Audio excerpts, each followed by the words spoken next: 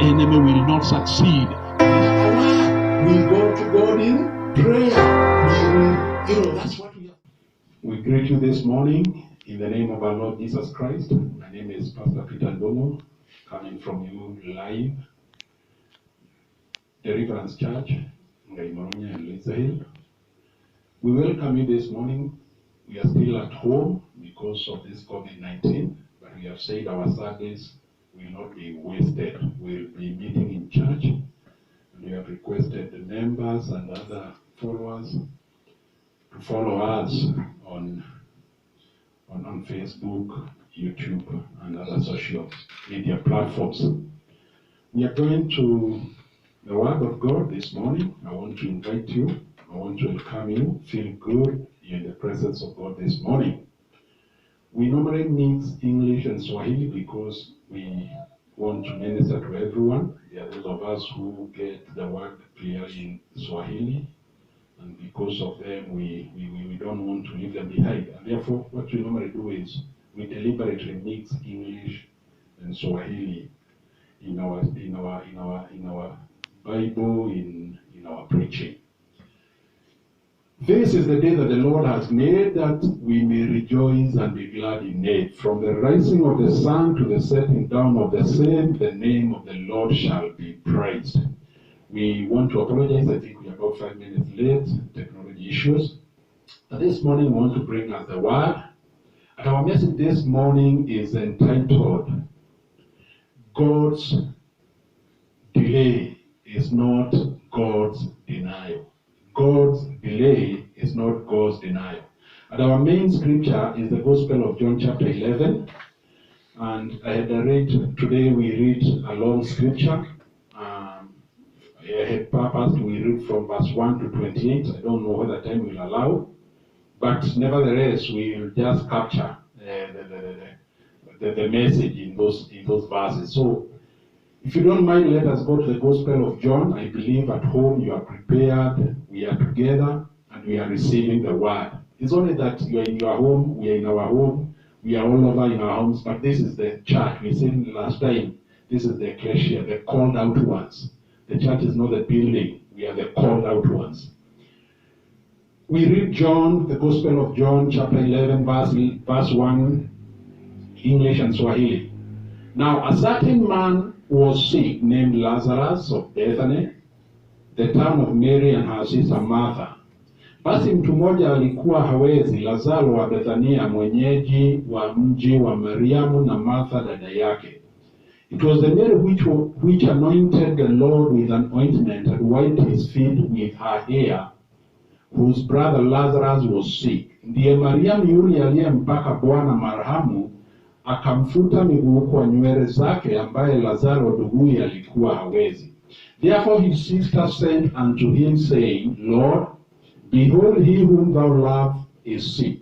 Basi wale maumbo wakatuma ujumbe kwake wakisema, Bwana, yeye umpendaye hawezi. When Jesus heard that, he said, this sickness is not unto death, but for the glory of God, that the Son of God might be glorified thereby. Na Yesu aliposikia alisema, ugonjwa huu si wa mauti, bali ni kwa ajili ya utukufu wa Mungu, ili mwana wa Mungu atukuzwe kwa huo. Now Jesus loved Martha and her sister and Lazarus. Na Yesu alimpenda Martha na umbu lake na Lazaro. Father, in the name of our Lord Jesus Christ, as we come to the word this morning, break the word by the power of the Holy Spirit. You say, man shall not live by bread alone, but by every word that proceedeth from the mouth of the Lord. We thank you, Lord, because your word is coming forth to us, and you say, your word shall not return to you void. This word will minister to us even at a time like this, when churches are meeting at home. We cannot congregate together the way we have normally been doing. But we thank you, because the church is not the building. We are the called out ones, the ecclesia. We are the called out ones. And wherever we are, wherever brethren are this morning, I pray, as we gather together, as we communicate through this technology, we pray, Lord, that you minister to us, even as we minister to people. This we pray in Jesus' name. And the church say, Amen. Amen. Remember our message we have said, the title is God's delay is not God's denial. Now, nimesoma tu the first 5 verses. I've just read the first 5 verses because I just wanted us to look into that and then as we proceed. Now, there is a very good story of a family, a beautiful, beautiful family. This is the family of 2 sisters and a brother. Now, this family is living in Bethany. We believe, or some people believe that, they were living together in their home in Bethany. Most likely, we are not told, but most likely, this was the home of their parents. This is where their parents lived. And then their parents maybe have passed on, and now these 2 sisters and a brother have been left together. And they are living in harmony. This COVID-19 has made people to come together and live together as family. And to our surprise, we saw it even here in Kenya, even our CS for Health. The other time they reported that now that people are living together at home, instead of there being harmony, domestic violence has increased. This is what is happening. This is what is happening. That brothers and sisters coming together, families coming together, instead of people living in harmony, domestic violence has increased. And I have come to you with a word from the scripture of a family that even the parents are not there. These are siblings. Hawa ni dada wawili na ndugu moja ambao wanakaa pamoja in harmony. I want to call upon brothers and sisters. We will see that this is a family that loves Jesus. And the only way that our families can live in harmony is when they choose to love Jesus. I want to call our families, wherever they are. We are hearing now that domestic violence has gone up. I thought that when people come together as families, that's when they are going to bond. But from the look of things, that's not what is happening. But I want to call you back to Jesus. When you see people fighting, when you see parents fighting with their children, when you see parents fighting when you see children fighting with their parents, when you see spouses fighting, it is because we have removed Jesus from our family. But this is one family that loves Jesus. And when a family loves Jesus, we have a very good example of a family that loves Jesus, and even when the parents were not there, they live together in harmony. This is one family which can also help us to learn something. Sometimes a family lives in harmony when the parents are alive. But when the parents are no longer there, we have seen, brothers and sisters rising up against one another, especially from an African setup, especially where daughters are involved. You find sons rising up that, especially if the parents left some inheritance. This is not the time. You go, we don't know you. No, we are saying in John 11 verse 1, there is a family that loves Jesus and is a good example of how families should live. It is not time to rise against one another. It is time to love one another. But you cannot love one another if you don't have the love of God in your heart. That's why I'm calling you to love God, to receive Jesus Christ. And when you receive the love of God in the family, then you find that this love of God, you are not only loving, it's not only vertical love, you loving God, it's also horizontal. You are loving one another. Praise the Lord. That is the word that we see in verse 1. And then in verse 2 we are told. Again in verse 1, you see, I love verse 1, it talks of this man called Lazarus. This town is called Bethany, and this is the town of Mary and her sister Martha. The town was known by the name of Mary. Mary must have had a very good reputation that the town was known by her name. Praise the Lord. Now, again, let me also say, you don't have to be in agreement. You don't have to be in the same temperament, the same set of mind for you to be in agreement. If you look at this family, especially the 2 sisters, they are opposite. We see Martha, if you read like in the Gospel of Luke chapter 10, Martha, it is this sister who wants to be all over. She is fast, she is talkative, she is the one who is going in the Gospel of Luke chapter 10, I think from verse 38. She invites Jesus at home and she is there cooking I think Jesus must have gone there with his disciples, because it appears like she is preparing meal for the visitor.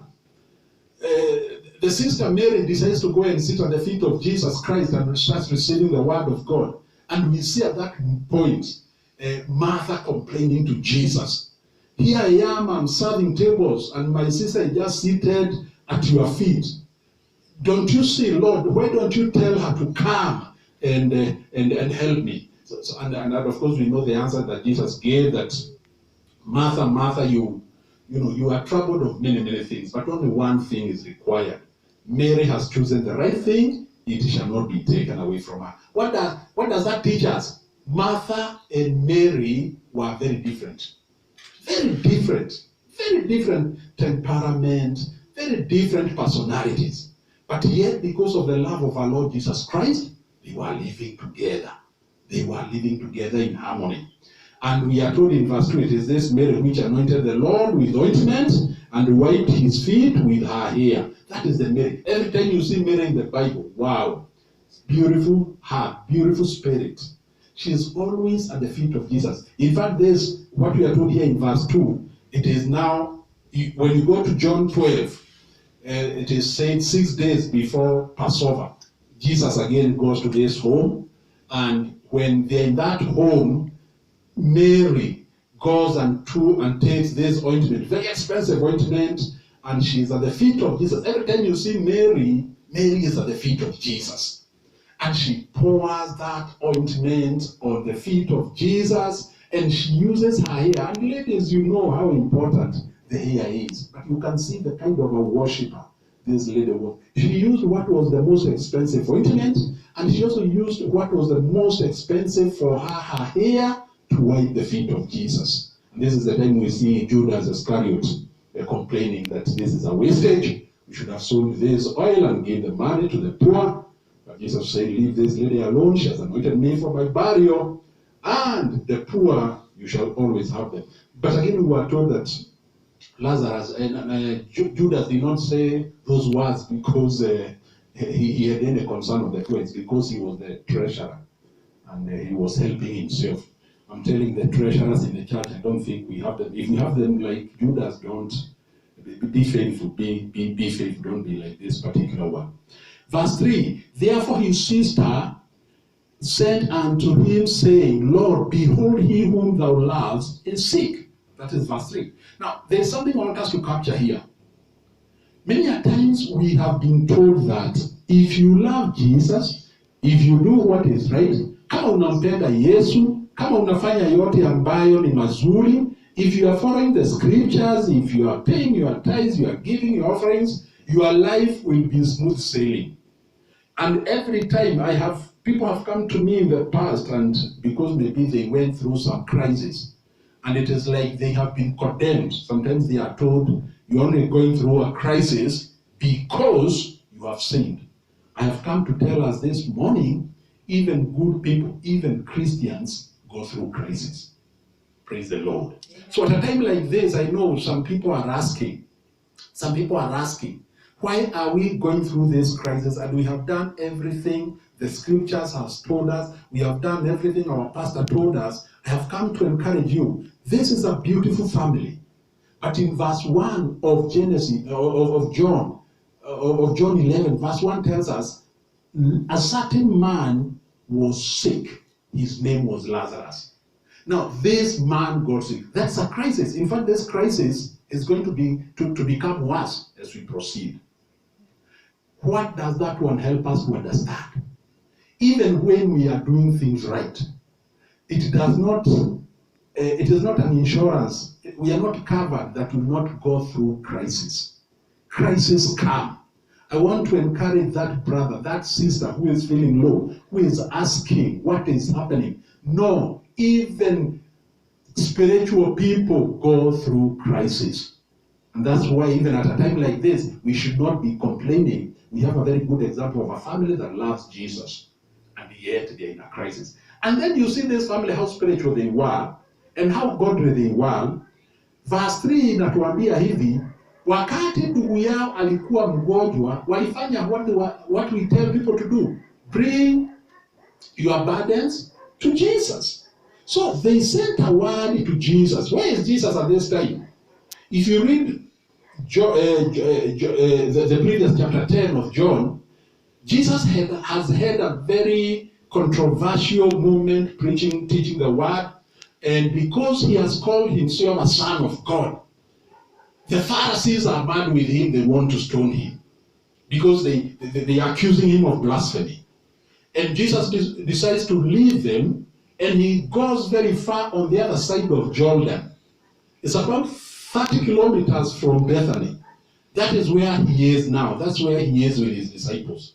So these sisters said a word to Jesus that, behold, him who you love is sick. Isn't that what we normally do? We said a word. When we are in issues, we said a word. We go to God in prayer. That's what we have told people. That's what we have told you. That's what we have been preaching in church. And at the time, and I want us to learn a powerful truth from this family. They have done the right thing. A crisis has come. They have taken it to the Lord, the way we take our needs to the Lord in prayer. Praise the Lord. Verse 4, when Jesus heard that, he said, this sickness is not unto death, but for the glory of God, that the Son of God might be glorified therein. Na unaona wakati neno lilikuja likafikia Yesu, I want you to sing the words of our Lord Jesus Christ. Beautiful words, the words of encouragement. This sickness is not unto death. Hallelujah. Amen. Yes, you have come, you have brought the report. Now go and tell Martha and Mary that the sickness Lazarus is in is not going to lead to death. This sickness will not lead to death, but for the glory of God, that the Son of God might be glorified thereby. Now Jesus loved Martha and his sister and Lazarus. When he heard, that is verse 6, when he heard therefore that he was sick, he abode 2 days still in the same place where he was. Wait a minute. Lazarus is sick. We have sent a word. The Lord now knows. The one that he loves. And by the way, this love we are talking here, this was love. There are different kinds of love, maybe. I don't have, we have time, but maybe I can explain this. When the Bible says in verse 5, now Jesus loved Martha and her sister and Lazarus. There are different kinds of loves. We have what we call the storge love. The storge love is the love for family. When your families live together, you are familiar with one another, your family. There is that kind of love. Family love is called storge love. There is another love called erotic love. This is romantic love. There is another kind of love called philia. Now, philia is the love of friendship, affection. Philia. Then there is the fourth kind of love, agape love. This is the unconditional love of God. This is the godly love. It's unconditional. The love that Jesus is talking about here is not the agape love. When the Bible says that Jesus loved Martha and his sister Lazarus, you see, God loves mankind. God loves humanity. Jesus gave his life because he loved people. That is agape love. But there is something else called the filial love, where there is affection. You are friends. You see, when David and Jonathan were together, it was filial love. It was a strong bond of affection. This is the kind of love. And I pray today that you don't just serve God. Love God and let him be your friend. Love Jesus. Jesus already has said, I think in John, is it John 15 verse 15, where he says, I don't call you servants. It's only that word just come. John 15:15. Yeah, this is what Jesus is saying. Henceforth I call you not servants, for the servant knoweth not what his Lord does, but I have called you friends. For all things that I have heard of my Father I have made known unto you. Jesus has called us friends. We are friends of Jesus. It's good to be brothers and sisters, but it is good to be friends. It's good to be husband and wife. And you can be together as husband and wife. But it's good to be friends. There is something about friendship. When two sisters are friends, when two brothers are friends, when brothers and sisters are friends, when parents and children are friends, there is something about, this is the kind of friendship we see here. But now this is what surprises me. These are people that Jesus loved, and they also loved him. They have a crisis. The brother is sick, terribly sick.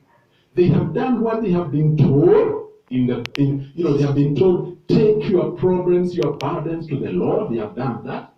But instead of Jesus Christ rushing, in fact, before even that, Jesus Christ gives them a word. This sickness is not unto death. What does that tell us? Have you ever had a problem? Ukaenda kanisani, mchungaji akahubiri neno, ukasikia hilo ni neno lako. That is the word for me. Thank you. You came to church discouraged. You came to church feeling low. You came to church wondering what will be next. But when the pastor preaches that word, or when the speaker of that day speaks the word, you just receive it, and this is the word for me. When you receive that word, you go home rejoicing. You go home encouraged that you have received the word. But when you go home, things don't seem to move according to the word that you received. Bwana asifiwe. When he heard, that's what I want us to capture, verse 6. When he heard, therefore, that he was sick, he abode 2 days still in the same place where he was. Sio ndio wakati unaanza kuuliza nini shida. Tuliomba, tulifanya yale mambo yote tuliambiwa tufanye. Tumeomba, tumefunga, tumeenda kwa neno, tumelipa fungu la 10, tumetoa offerings, sacrifice, all the good things the Bible tells us to do. And yet Jesus delays 2 more days. Then after that says to his disciples, let us go into Judea. His disciples say unto him, Master, the Jews of late sought to stone you, and you go you there again? Verse 9, Jesus answered, are there not 12 hours in the day? Even a man walk in the day, he stumbles not because he sees the light of this world. Verse 10, but if a man walks in the night, he stumbles because there is no light in. Verse 11, these things said he, and after that he said unto them, our friend Lazarus sleepeth, but I go that I may awake him out of sleep. Verse 12, then said his disciples, Lord, if he sleep, he shall do well. 13, how did Jesus speak of his death? Wait a minute. Jesus is talking about the death of Lazarus.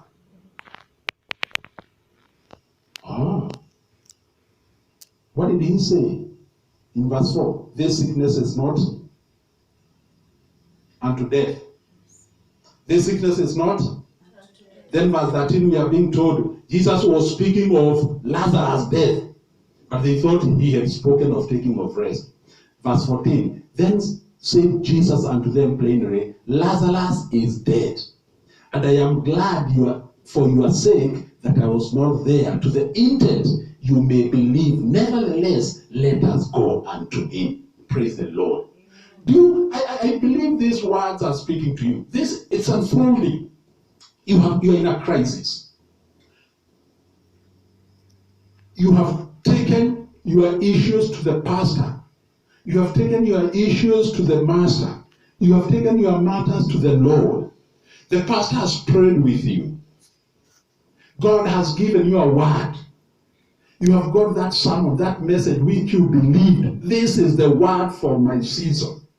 And you have gone home rejoicing in faith, awaiting for the miracle, awaiting for the great breakthrough. But at home, as you are rejoicing because you have received the word of God, you look at your kids, you look at your brother, and instead of your brother recovering, your brother is getting worse and worse and worse. Have you ever had such a situation? You have prayed, you have gone to church, you have received the word, you have gone back home rejoicing, and you believe the word of God. But you look at your sick situation, and instead of matters improving, according to the word that you received, the matters are getting worse. This is the situation that Martha and Mary found themselves in. Where were they? A crisis. What have they done? They have sent a word to the master. What has the master said? A wonderful word of encouragement. So we are believing there will be no death in this home. They are saying, they are declaring, they are confessing. The Lord has said there will be no death in the house. But when they look at the brother, Lazarus is deteriorating. Things are moving from bad to worse. This is the situation. And I want you to imagine you are part of this family. I want you to imagine that situation you are going through. I want you to think about it. You have received the word of God. And this is the time when many people lose faith. And they start thinking, oh, that pastor is just a liar. In fact, these days now with this COVID thing, people are even mocking God. So it's interesting, some people are mocking God. As much as some people are turning to God in prayer and seeking God, some people are just mocking God and mocking the church and mocking the pastor, mocking God's servants, mocking the word. But this is a scenario. This is a family that loved Jesus more probably than you love Jesus. They fellowshiped with him. They did the right thing. And they have the powerful word. This sickness is not unto death.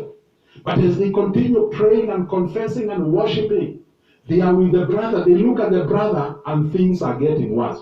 They were waiting Jesus to come that day. Jesus is nowhere. They are waiting for Jesus to come the following day. Jesus is nowhere. They are waiting for Jesus to come in 2 days. Jesus is nowhere. Praise the Lord. Can we identify with this? Am I speaking to someone here, or is it only me who feels sometimes like you are trusting God for something? God has given you a word, and when you are expecting things to improve, things move from bad to worse. Now, verse 15 is even more. It's even more difficult to understand. Jesus is saying, "I am glad for your sake that I was not there. I was glad." Wait a minute. I had a sickness in the house. We sent for you. You gave us a word. We believed your word. We waited. You never showed up. Hallelujah. You never showed up. All of us now at home, all of us are sad. All of us are crying. All of us are mourning. Sadness. We are mourning. We are in great pain. And then, Jesus, our friend, can dare say, "I am glad." Everyone else is sad, but Jesus is glad. Does it make sense? Not at all. Come on. Are you happy that I'm going through what I've gone through? Are you happy that you never did what probably you promised you would do? Are you happy that now we called you when there was sickness, now there is no more sickness, it's death? And when someone dies, as it is our custom, it was the custom, he is buried. He is buried. Because of time, we can't read all some verses there, but he is buried. And we can skip some few verses. Of course, we are told in Bethany, you see, Bethany was about 2 miles or about 3 or so kilometers from Jerusalem. So many people knew Mary and Martha. They have come to mourn. Now, situation has changed from a sick person to a dead person. Now there is a burial. Where? In a home where the word came from the master that sickness will not lead unto death. Now we have a death in the home. I can see the burial committee. They have called the people, the friends, everyone is there. The burial has taken place. So in a home where we declared the word came, there will be no death. There is death. In a home where there was declared there will be no death, there is a burial. In the same home, people now are mourning. And there is a grave. How can things deteriorate? Isn't this the time you start wondering, did I hear right? Is the word of God really working? The word that we received at the beginning of the year, we declared and we prophesied to the year 2020. It's our great year of restoration and demonstration. And that is the word that we have been giving the church. And now you are wondering, oh, the job that I thought now will be restored, Father, I don't have it anymore. I lost my job. The business that I thought now it will be restored. I know the business, I've even closed the business. Things have moved from bad to worse. Thank God in January I had that job. At least there was some sickness. And when someone is sick, he can either recover or die. At least there was an option of recovery. At least we got a word of recovery. My business was sick. I received a word in January. This is my year of restoration and demonstration. And I believe the word. And I received the word rejoicing, and I've been prophesying to my job. Instead of my job recovering, my job has died. Instead of my business recovering, my business has died. Instead of my family recovering, that marriage is now on the rocks. Those children, now things have worsened. They have even run away from home. We had issues with my children. I thought it is restoration of the family. Now they have run away. And you are feeling demoralized. You are wondering whether the word is working. You are wondering whether there is faith. You are wondering whether there is a God who hears our prayers. I want to tell you, you are not very far from what this family went through. Praise the Lord. And then to worsen the situation, the master says, I am glad. Hallelujah. Amen. Praise the Lord. Amen. I believe this one is beautiful. Now, so what has Jesus done? He has gone with the disciples. We have jumped an area there where he is talking about going to Jerusalem and the disciples bringing problems and Thomas standing up and saying, let us go and die with this man. Sometimes there's something about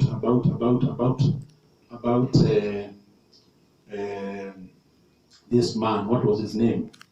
The doubting man, Thomas. There's something about this man that is also very positive. When every disciple is saying, we cannot go to Jerusalem, they almost told you there. This man is daring. He says, can we go there? If he is dying, let us die. Sometimes it's good to have those kind of friends.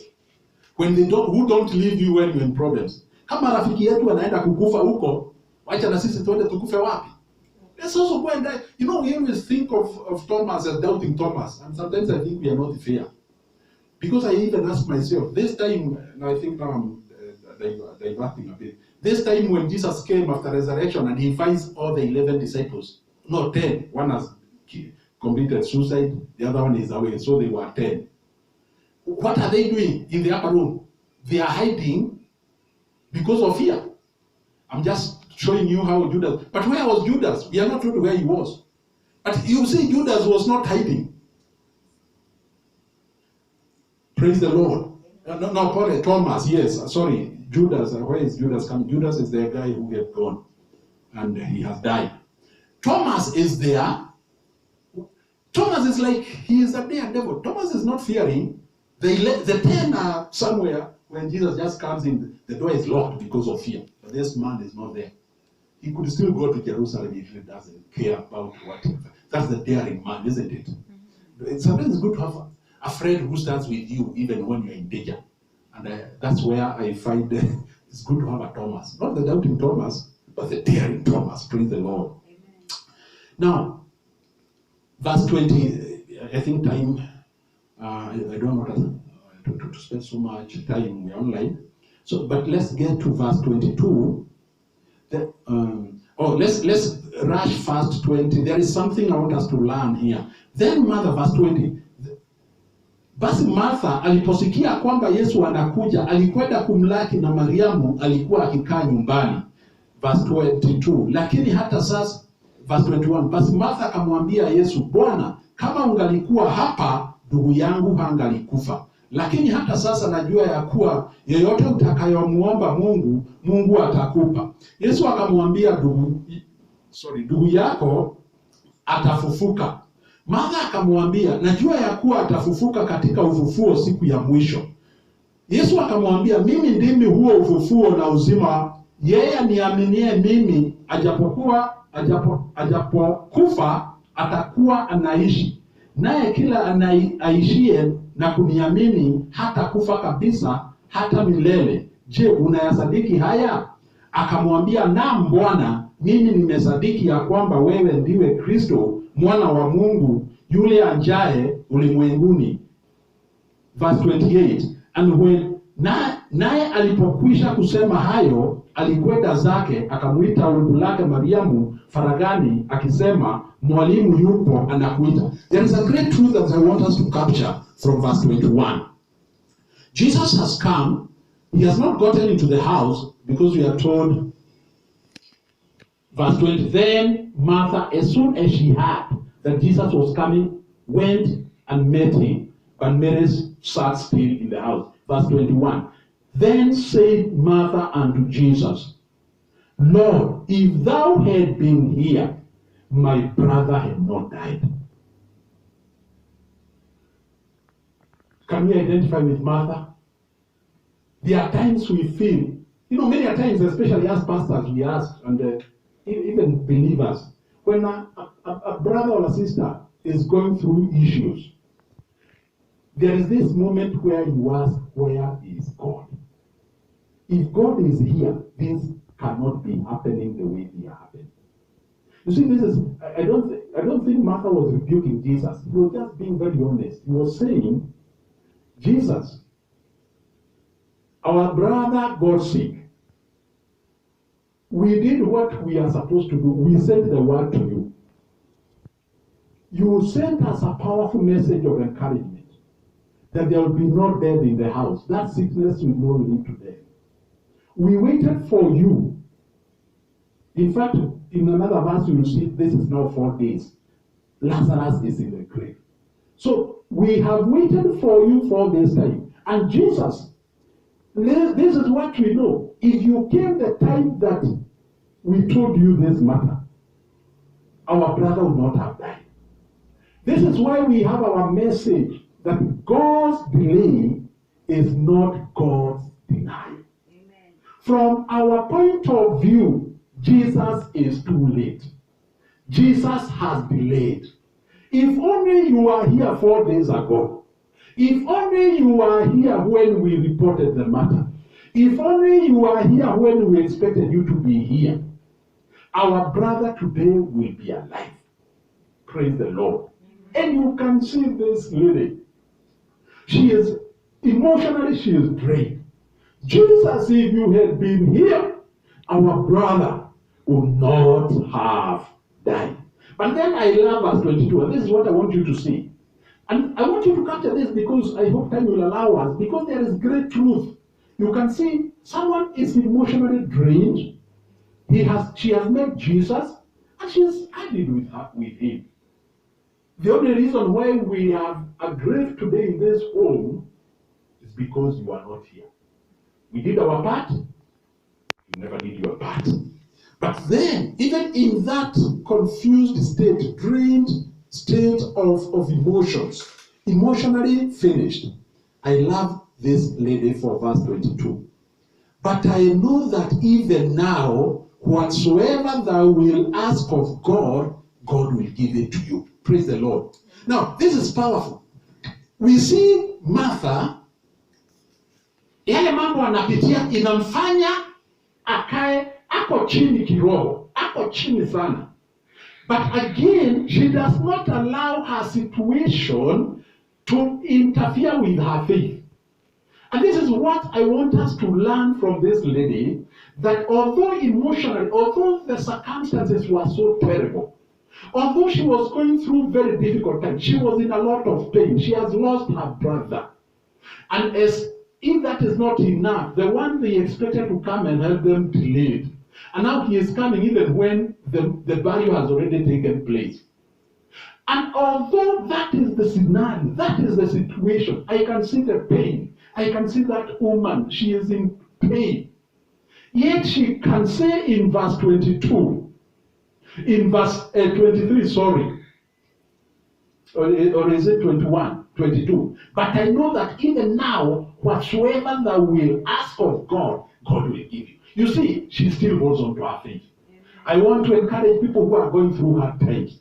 We are not denying that you are going through challenges. We are not denying that you have lost that job. We have not denied. We told you you will not cross that job. Now you have crossed it. We told you you will not lose that job. Now you have lost it. We were just giving you the word of the Lord. But things have not turned out that way. And now you are asking, where is God?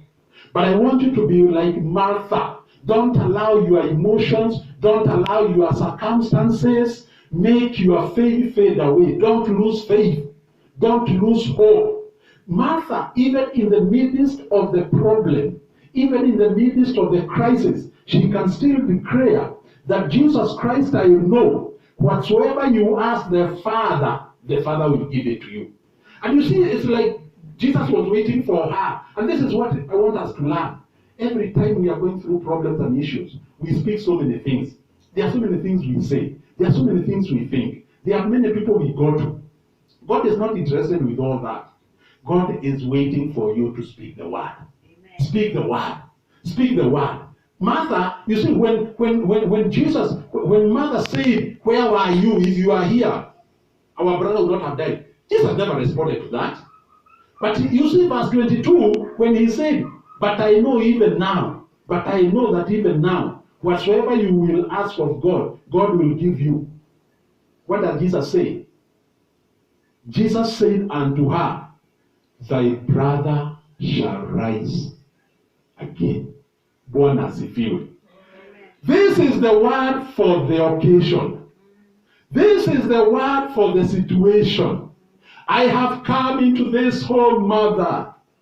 I have come. Don't worry what has happened. Don't worry what has not happened according to your script. Don't worry about what you have heard.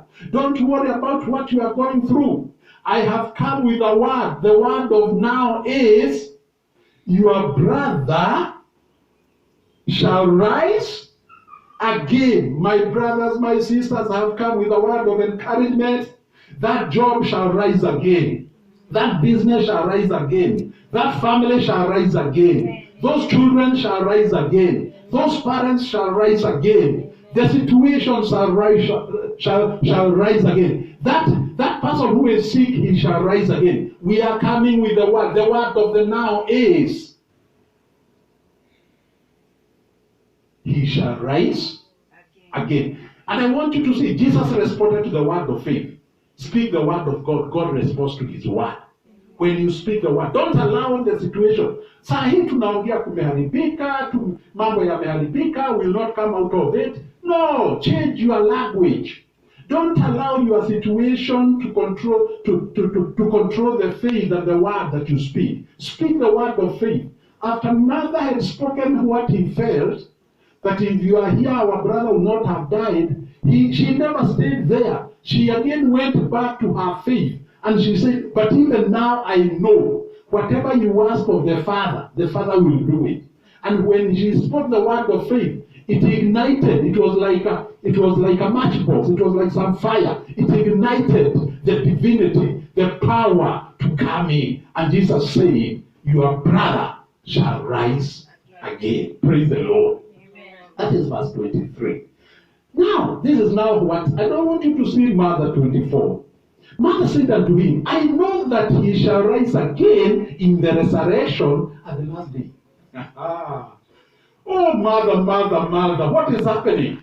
Mother, you have come to me. Mother, you have told me that you know that whatever I ask of the Father will answer me. Mother, I have given you the word of the moment. But now, instead of taking the word, you are going to theology. I know there is a resurrection that will come. Have you ever received a word? And God is speaking to you about the situation you are going through. And you receive the word very joyfully. And the word is answering to you. But again, as the word comes to you, you start wondering whether that is the word that is going to work in your situation. Mother has already received the word that she needed. But instead of receiving that word, she goes to what in theology we call eschatology. She goes now to the things of the I know there will be resurrection in the last days when Jesus the rapture, there will be, that is now for the future. Praise the Lord. Can you see the emotions and the heart of Mother? Mother at one time she is speaking from her emotions. The next time she is going to have faith, and she speaks her faith. And Jesus connects with that faith and gives the word of the occasion. Just like Jesus is giving us the word now. And like Martha, we are refusing to receive the word. Oh, that is not for me. That cannot apply to me. That one, no, that one, it's not. Hey, that one, it is not for now. That one is for the resurrection time. Hallelujah. Amen. And then we see, Jesus said unto her, I am the resurrection and the life. He that believes in me, though he were dead, yet shall. You see, now you have brought about the issue of resurrection. You have said, me I came to you with the word of now. Thy brother shall rise again. Then you have decided to go to theology. And what are you saying in your theology? I know he will rise in the future. Now Jesus comes and wait a minute, Mother. I am that which you think is in the future. So you have said the resurrection is for future time. Now I am that resurrection. Not I will be. I am that resurrection. You see, this is the word, I am. And you, by the way, this word I am, can you connect with that word? I am. I am. By the way, in the Gospel of John, Jesus repeats himself about 7 times. I am. Can you connect with that? I am? Isn't that the name of God that God gave to Moses? In the book of Exodus, chapter 3, I think. In chapter 3, God sends Moses to the children of Israel and to Pharaoh to go and deliver them. Because the cry of the people have come to God. Just like your cry has gotten to God. Just like our cry has gotten to God. And God is about to send someone to come and rescue us, and to send us someone, and the someone here is our Lord Jesus Christ. Just like the word came, Moses asked God, when I go to the children of Israel, and they ask me, who has sent you? What name will I give unto them? You can find that in Exodus chapter 3. And God told Moses to tell the people, I am. When they ask you, I am who I am. So he told Moses, tell them, I am has sent you. I am. What does that mean? Now, that is English. That's not Hebrew. I am is English. I. What is I? I is a pronoun. It's a personal pronoun. I. What about am? Am is present tense. Present tense. Am. What is God saying? I am today. God is a God of today. God does not have a yesterday. And God does not have a tomorrow. God is not a God of yesterday. God is not a God of tomorrow. Our God lives in one big now. Our God is a God of now. That's why even he says today is the day of salvation. Our God is not a God of yesterday. Our God is not a God of tomorrow. Mother, you have gone to the future. I will not be the resurrection. I am the resurrection. You see, what did the mother need that day? What was that? What was in that home that day? There was death. What was needed in that home that day? Resurrection. Resurrection. So Jesus said, I am the resurrection. This is a word I want to encourage us today. God, when God says, I am whom I am, what Jesus is telling us, I am what your situation is calling for. Mother, I know there is death in this family.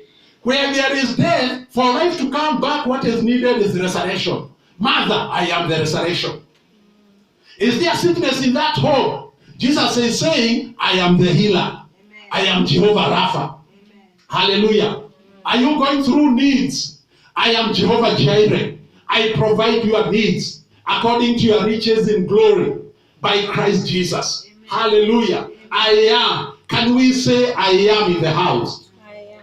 Can we declare one again? I am. I am. I am. What a beautiful thing. I am. What is I am? I am what you need. I am your I am your healing. I am your salvation. I am your peace. Is there no peace in the home? I am your peace. Is there a problem in the I am the solution. He does not carry the solution. He is the answer. He is the solution. I am mother. Mother, don't go away. You came too close. You got it. You got the word. You got the word. When you told me that my father will answer me, you got it. The faith, I can see the faith. The fire is working. The fire is growing. But when I give you the word that your brother will rise again, then instead of taking the word and believing the word is your word, you go back to theology. I have come to tell you, every time you receive this word of God, this is the word of God for you. This is not the word of God for the future. This is not the word of God for the past. This is not the word of God for that neighbor. This is the word of God for you. Bwana asifiwe. And we can see when Jesus spoke about I am the resurrection, because that's what mother needed. That was verse 25. And 26 he says, and whosoever lives and believes in me shall never die. Believe you thou? In fact, he asked, and I should be finishing, I believe. Believe you thou? Believe you this? Mother, verse 27. She said, you see, mother now, She said unto him, yeah, Lord, I believe that you are the Christ, the Son of God, which should come into the world. I believe. but you see now there's a difference. There's a change. Because verse 28 says, and when she had said, she went her way and called Mary, her sister secretary, saying, the master is come and calleth for you. Mother came so close to receiving the word. But and this is where we have a problem. Many of us believe the word of God. We believe that God is able to do what he has promised us in the word. But when God gives you a now word, when God gives you the word of the occasion, we have a problem of translating what we believe generally about God and his promises and personalizing it and making it our word. This is the problem. We are sure God will resurrect people, mother is saying. Resurrection will come. But if you are talking about resurrection here, if you are talking about resurrection today, if you are talking about resurrection in my family, if you are talking about it being my word now, I don't get it. We believe in a God, we believe in the word, but our problem is God ready to do it right now? I've come to tell you this morning, brothers and sisters, let us receive the word of God. Mother came so close. But you see, after coming so close, your brother shall live again. Then she goes to eschatology, the things of the future. He shall rise again. He shall resurrect. No, Jesus said, no, I'm not talking about the future. I am. This home today, your home today has a dead person. And because there is death, what you need is someone to be alive. And the only thing that can bring dead people to life is resurrection. Now I am that resurrection. When Jesus asked her, do you believe? She said, yes, I believe. But you can see it is no longer the same faith. Because after this, what does the Bible say? By the way, Jesus, you had told me to go and call Mary. This thing is becoming a bit complicated now. If it is about you doing it right now, healing me right now, ministering unto me right now, Jesus. I mean, you mean this marriage of mine, this husband of mine? I know you can change husbands outside there, but not this kind of a husband. I know you can change his wives outside there, but this kind of a wife? I know you change children, but God is like, you don't know who is my daughter. You don't know my son. You don't know. Are you hearing now? Yes, I know you open doors and jobs can come and businesses. But Jesus, you don't know what I'm going through. Mine, huyo bosi wangu vile alinifukuza. Vile nilifukiwa kazi hii yangu haiamuki, utaamusha zingine. No. Jesus is saying, I am. And as I conclude, I hope this word is encouraging us today. Jesus is the answer. Amen. Hallelujah. Amen. He is the answer. I want us to pray by faith.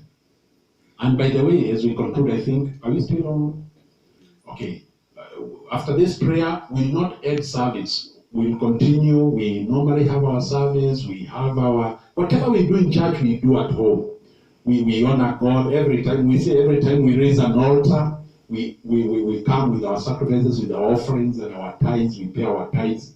Whatever God has given you, continue being faithful. And I believe that those people who are being counted faithful at this time, God will confirm their destinies in a very special and unique way. So this is not the time to run away from God. This is the time to come back to God. And if you are there again, you are not born again, this word is for you.